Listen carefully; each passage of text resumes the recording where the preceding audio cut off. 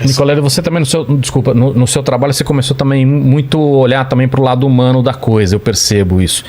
E você deu algumas afirmações que são meio assustadoras, como por exemplo, eu vi você falando que pela questão do digital, enfim, toda essa coisa que você está vivendo hoje, a gente pode não só ficar mais burro, mas isso de alguma maneira afetar a humanidade como um todo, ou seja, a gente passar isso para frente. Como assim? Você viu ontem a notícia que saiu na Universidade de Chicago, Northwestern, em Chicago? O quê?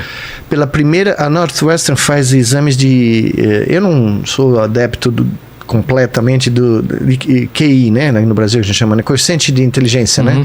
A Northwestern faz esses exames, acho que desde a década de 50. Essa é a primeira geração que é menos inteligente do que a anterior, né? Mas a queda é brutal. É muito?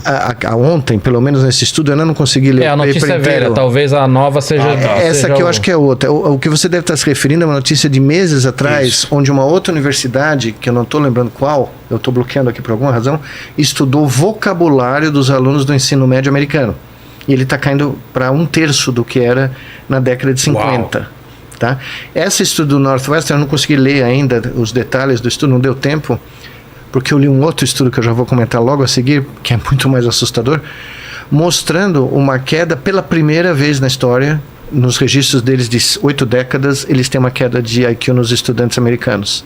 E saiu um mega de um relatório, né, porque os caras ficaram assustados, porque eles nunca tinham visto isso, porque a tendência era o crescimento contínuo do IQ nas últimas 9 décadas, ou 8 décadas. Né? Só que assim, na sexta-feira, de madrugada, eu estava terminando de escrever meu livro, foi até uma coincidência brutal. Eu terminei de escrever meu livro de ficção científica, a última prova, né?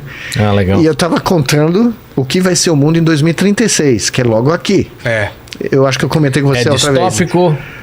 Ele é distópico, mas ele tem um final alvissareiro. Não romântico. Eu acho que ele sugere uma saída, mas eu não vou poder contar porque eu estrago a história. Mas enfim, na sexta-feira de madrugada eu estou lá escrevendo a minha distopia lá. Eu tenho um aviso eletrônico quando sai o artigo de uma revista, aparece, a Lancet, né? Os caras, a Fundação Gates financiou um estudo global de vários centros de pesquisa para tentar ver se a Organização Mundial da Saúde estava com razão do número de pessoas afetadas por doenças do cérebro no mundo. Antes da pandemia, 2017, se eu não me engano, o número é 1 bilhão. Por isso que eu chamei o meu projeto de Treat 1 Billion, né? Porque a OMS tinha falado, olha, tem pelo menos 1 bilhão. Só que no final do ano passado, a OMS chegou, olha, a pandemia, outros fatores, nós estamos chegando em 2. Pois bem, o artigo do Lancet, que eu também não consegui terminar de ler ainda inteiro, relata que quando eles incluíram 37 doenças que a OMS não incluiu a mais no pool de todas essas doenças, 3,4 bilhões de pessoas sofrem de algum distúrbio do sistema nervoso central. Mas nós estamos, por exemplo, ansiedade entraria nisso? Claro, distúrbio de ansiedade e depressão, claro. Não, mas então depressão... Então eles erraram esse número, hein? Não, 43% da humanidade, para pensar nisso. Não, é assustador, mas assustador. Eu chutaria que é, assim... Pelo 60. Que eu tenho visto da minha olha, bolha, pela metodologia... Pela nossa bolha parece bem mais. Não, mas a pandemia, tudo que aconteceu na pandemia, o próprio vírus ser neurotrópico, né, de atacar os vasos sanguíneos do cérebro, eles falam, acidentes vasculares, derrame, em jovens, explodiu no mundo. Caramba. No mundo inteiro, por causa do vírus entrar no cérebro e destruir as células endoteliais, né, dos vasos sanguíneos e pum, sangra, né? Então nós estamos falando de algo que, como eles próprios comentam, não existe país no mundo que pode dar conta de métodos tradicionais de uma avalanche de casos como essa, entendeu? É metade da humanidade. Nós vamos ter que achar... Nós vamos ter que achar formas, outras, né? Primeiro para melhorar o cenário, segundo para melhorar as causas, né? Que é o grande problema, ninguém está pensando nas causas. E segundo, para dar conta da demanda dos sistemas de saúde que você vai ter. Né? Mas o que eu queria entender, Nicolete, assim, uma coisa, você deve lembrar disso, quando o brasileiro tinha uma coisa do gabiru, que era uma subespécie nova, não sei o que era pequeno. Depois a gente entendeu que, na verdade, era uma coisa muito... tinha má alimentação. Claro, não. Mas... E não é uma coisa que era geneticamente passada para frente. Não, eu entendi. A minha dúvida é... Isso é uma coisa... Óbvio que é gravíssimo, é um problema que vai afetar a evolução tecnológica, tudo que a gente pode imaginar. Mas você acredita que isso pode, de alguma maneira... passar para frente uma involução do cérebro humano? Veja, já existem vários estudos, também não é a minha especialidade, mas eu tenho lido mais e mais por causa do livro anterior que eu escrevi, de ciência mesmo, né? Mostrando os efeitos do vício digital, que é como é chamado, né? É o uso, a imersão excessiva por várias horas por dia em lógica digital, pela plasticidade. Uma das teorias que eu tenho, pelo fenômeno de plasticidade. Se você der para o cérebro quer otimizar a sua chance de sobreviver no mundo que tem aqui fora. Se você informar o cérebro indiretamente, você não precisa falar, você informar indiretamente, todas as recompensas, todas as melhores chances de você ter a chance de sobreviver são ligadas a você se comportar de uma maneira digital, binária, o cérebro vai falar, ok, é isso que eu tenho que seguir. Se eu não seguir essas regras, essas estatísticas do mundo, eu tô frito.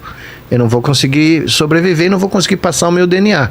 Tá? Então, o que a suspeita, depois de tudo que eu li, por exemplo, você deve lembrar da Cheryl Tucker, que foi a psicóloga que trabalhava no Media Lab do MIT e era a maior defensora de uso de computadores, né, na educação, escambau de bico. Conheci ela em alguns corredores de algum lugar, de algumas conferências dos Estados Unidos, 7, 10 anos atrás, não me lembro exatamente, eu vejo ela publicar um livro, Together and Alone.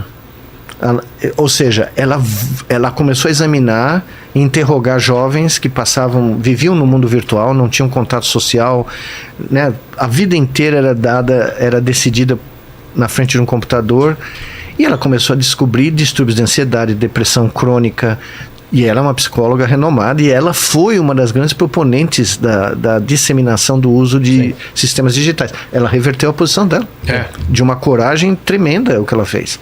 Publicou esse livro. Mas que também era quase que obrigatório, né? Porque hoje a gente entende... Muito mais do que a gente entendia. Mas eu sempre cito ele porque ele é um cara muito injustiçado, o Joseph Weizenbaum, que é o pai do primeiro... A bisavó do ChatGPT, a Elisa, foi inventada por ele no MIT. Maravilhoso. A Elisa, eu não sei se você conhece a história.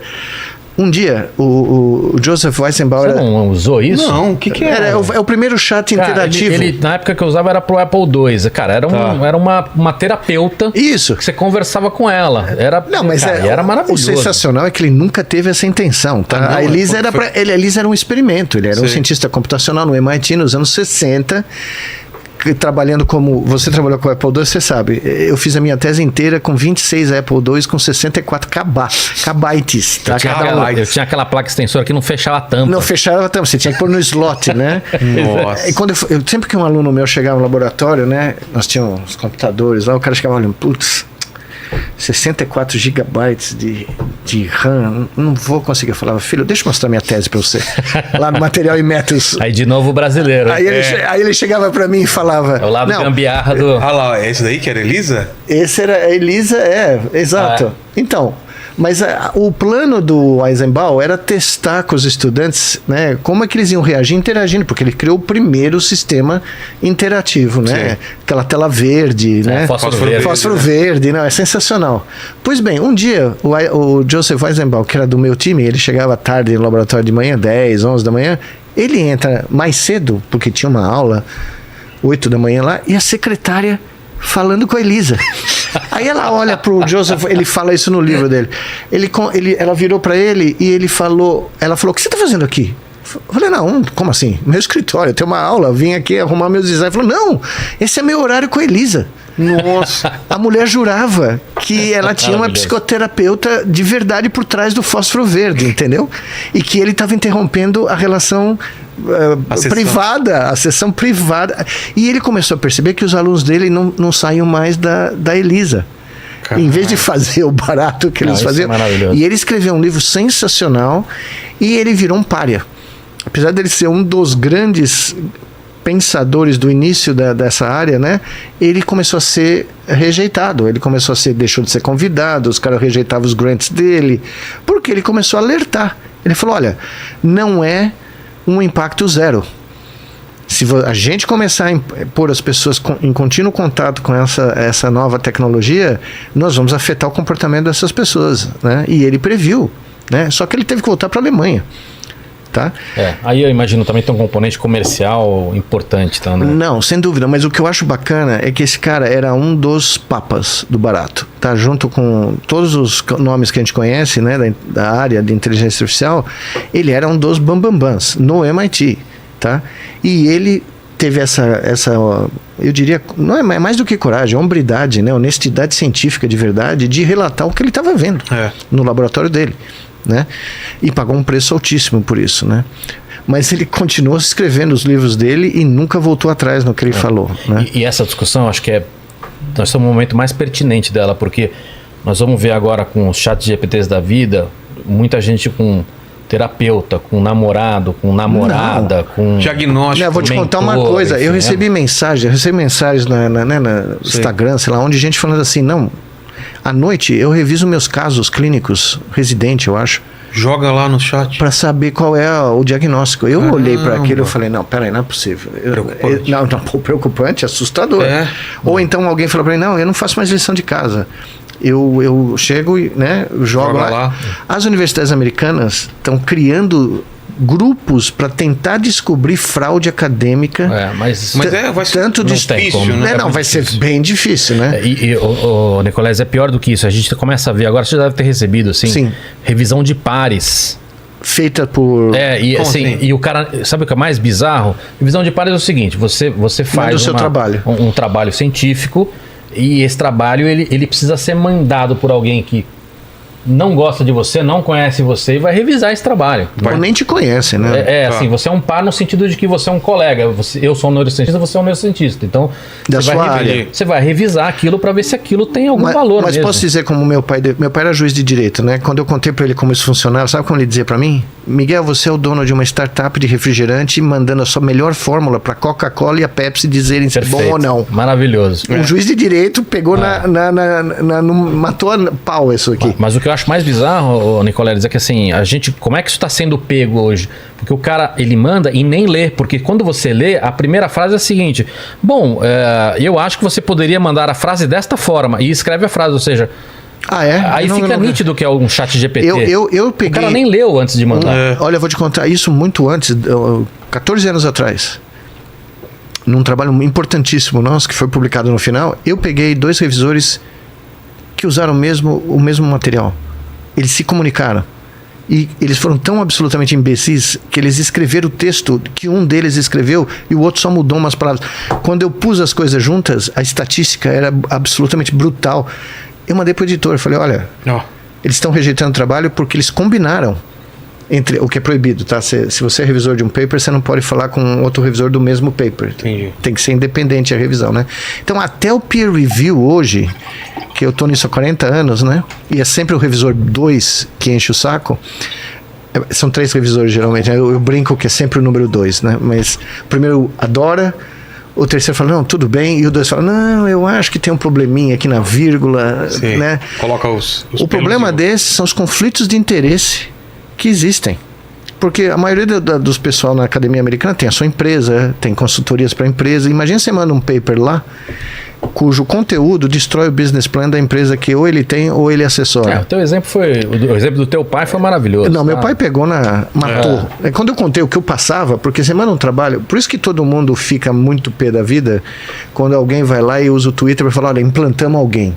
A gente tem que fazer o trabalho, a gente tem que analisar, escrever, leva 1 ano, no mínimo, para o cara, os revisores revisarem, a revista falar que tá ok, só aí, em teoria, você pode falar do que você fez, entendeu? Esse é o protocolo. Então, se você tem um resultado hoje, você só vai publicar esse barato em 2025. Exato. Só que agora os pesquisadores americanos estão falando, sabe uma coisa? Acabou. A gente tem essa história desde de Darwin, né? Isso. O cara quer fama, quer dinheiro para mais pesquisa, por que ele faz isso? Não, quem fez isso? Não, quem fez isso é porque quer aumentar o valuation da sua empresa, é óbvio. Darwin segurou um pouquinho. Não, Darwin tinha medo da repercussão. Ele segurou, né? Segurou quando o Wallace anunciou que ia publicar. Foi questão de uma semana. Foi, né? E ele falou que não leu o Wallace por uma semana. Eu acho que é verdade. Mas a razão que ele tinha muito receio, o Darwin vinha de uma família aristocrata, o avô dele era um cientista famosíssimo na Inglaterra, da elite, então ele tinha muito medo de que se ele falasse alguma besteira, o peso de toda, né, desmoronava a reputação da família inteira, né, e ele era um homem muito digno, né. Tem um livro muito bom de um pesquisador brasileiro, chama Luiz Morse Cabral, acho, agora esqueci o nome dele, horroroso isso. Mas ele escreveu sobre a importância do Brasil pro Darwin. Com a viagem do Beagle, né? Tanto na viagem do Beagle, quanto depois para conseguir comprovar a teoria das coisas aqui do sul, lá do... Não, e quando ele parou no Rio de Janeiro, ostra, né? Ele tem uma descrição de quando ele desce do navio no Rio de Janeiro, é sensacional, porque ele viajou, né? Ele viajou com um navio e foi até as Galápagos, né? É um diário de bordo desse livro, é sensacional.